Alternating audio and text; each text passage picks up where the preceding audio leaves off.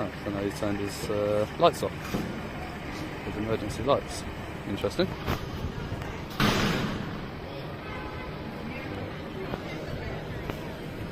That's weird.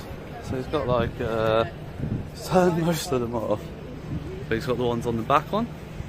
So then obviously they can be controlled independently, like front and back. Don't know if you can see that split on them there. You've got like the back ones and the front ones controlled separately, which is cool. What are you videoing, mate? What's that? What are you videoing? Maybe a police car. Any particular reason? It's cool. It's a police car. Oh, well, normally people do this outside of like a police station who deal with it as Section 43 terrorism stuff. Section 43 terrorism stuff? Why? Because I like the look of a police car. Well, no, because we're back in our yards and people are taking notes of VRMs and who's driving and stuff like that. Do you not think it's cool? I was just pointing out to the camera, right, that you've got like your back lights on, but your front lights. All right, folks, buckle up because what starts as a simple curiosity about police lights quickly snowballs into a high-stakes confrontation over power, policy, and public rights. Our auditor here isn't investigating crimes or sensitive tactics. They're simply observing how emergency lights are controlled on a police vehicle. But almost instantly, what should be an innocuous moment spirals as an officer drops the bombshell.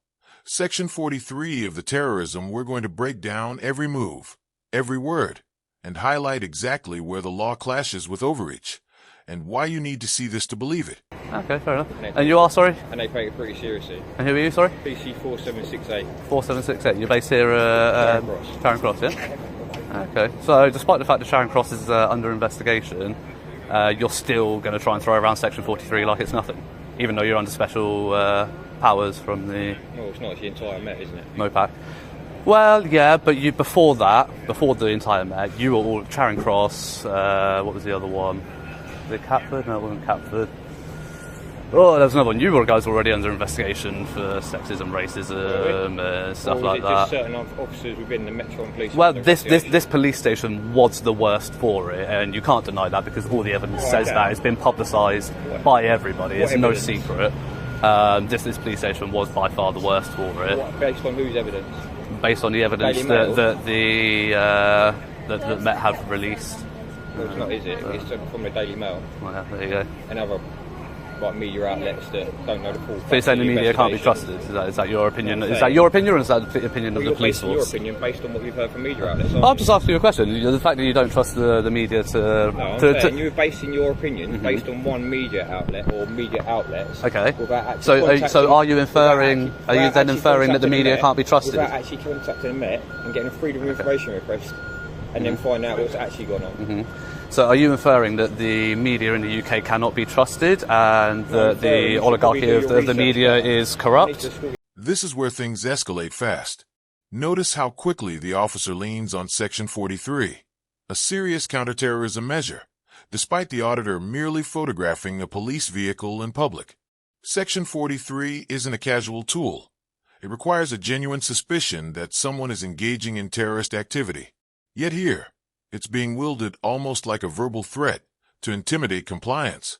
The auditor handles this calmly, pointing out the innocuous nature the perception of power can be misused when officers interpret their duties subjectively. And here's the real question for the audience. If anyone can be labeled suspicious simply for looking at a police car, where does that leave ordinary public freedoms? Keep watching, because it only gets more intense. He comes out and wants to throw around Section 43. There we go. And lights on now. So again, so that this way now he's got his he turned them off, and now he's got his back lights back on again, and then the front lights are off. Pretty interesting.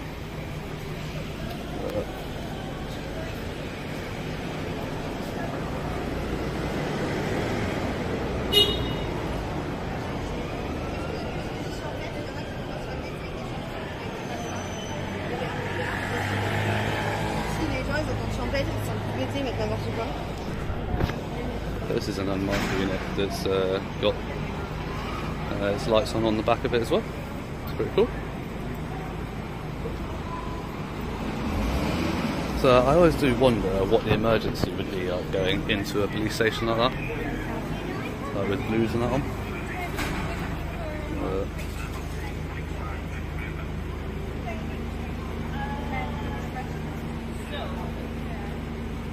Interesting.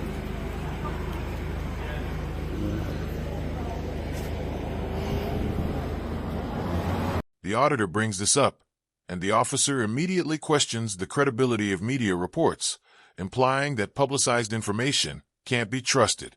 But here's the nuance. Whether it's the Daily Mail or other outlets, the station's past behavior is well documented.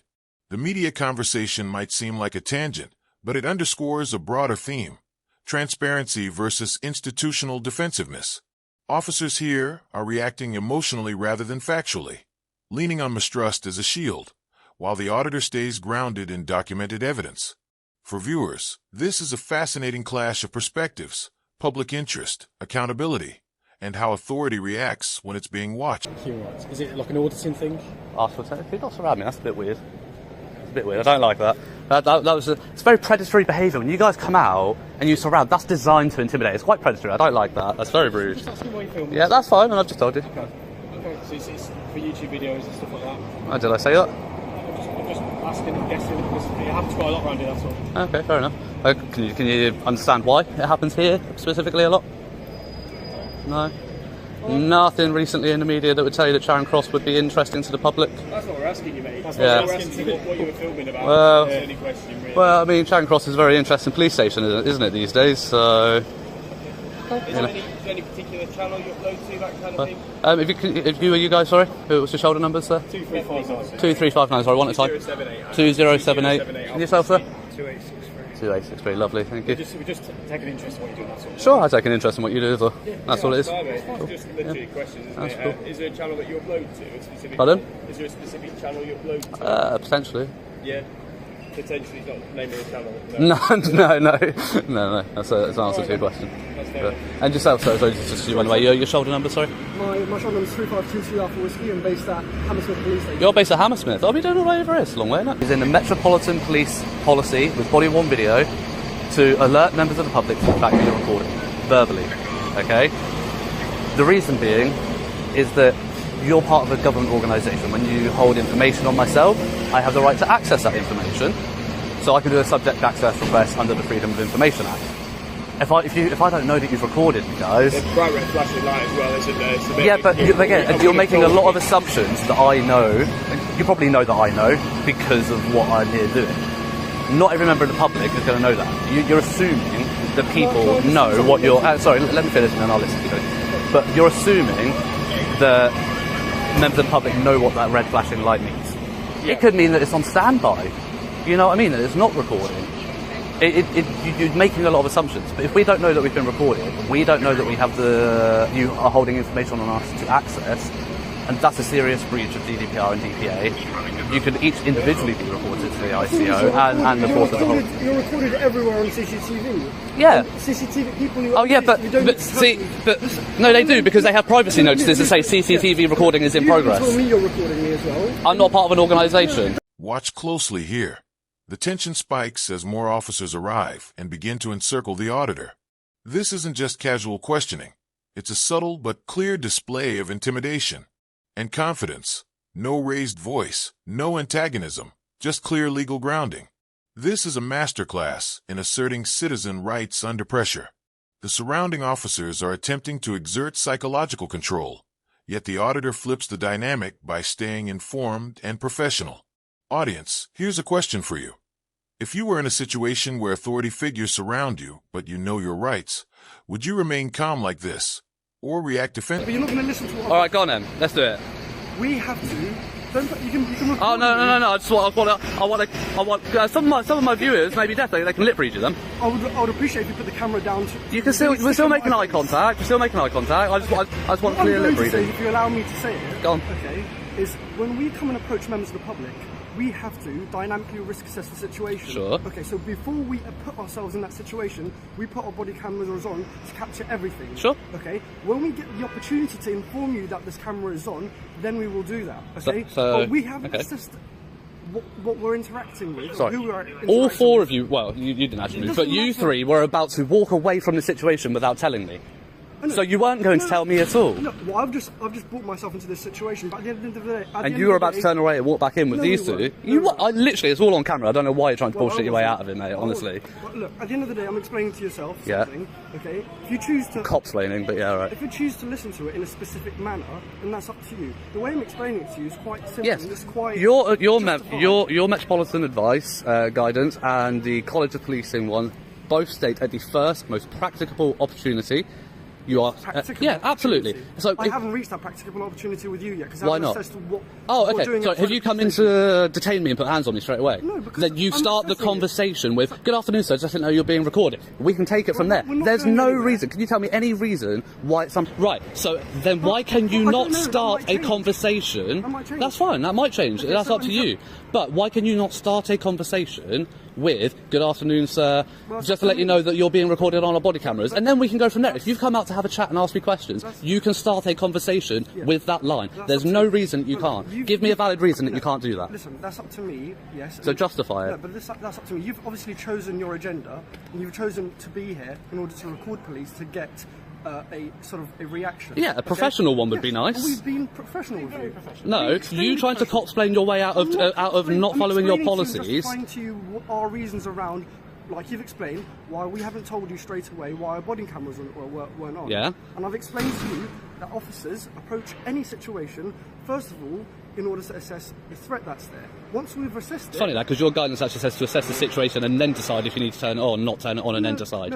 Yes, it does. It really does. I suggest you go read the memo. Well, guys, I'll post that in a link in the video for you. Okay, fantastic. You can post everything you like, but I'm telling you, policy doesn't dictate how I see the legislation. My legislation protects me. What legislation is that? Common law and all of that sort of stuff. Yes, under common law, you have the right to record me, the same way I have the right to record you. Critical. Failure to comply could lead to complaints to the ICO. Notice how the auditor uses these points to flip the narrative. The public isn't a passive subject. They have enforceable rights to access information. The red blinking light on a body camera isn't enough to establish informed consent. The officer must verbally communicate recording. This isn't nitpicking, it's a legal safeguard, and it exposes gaps in the station's practices. For viewers, this raises a key point. Just because someone wears authority doesn't mean oversight disappears. The law is on your side if you know.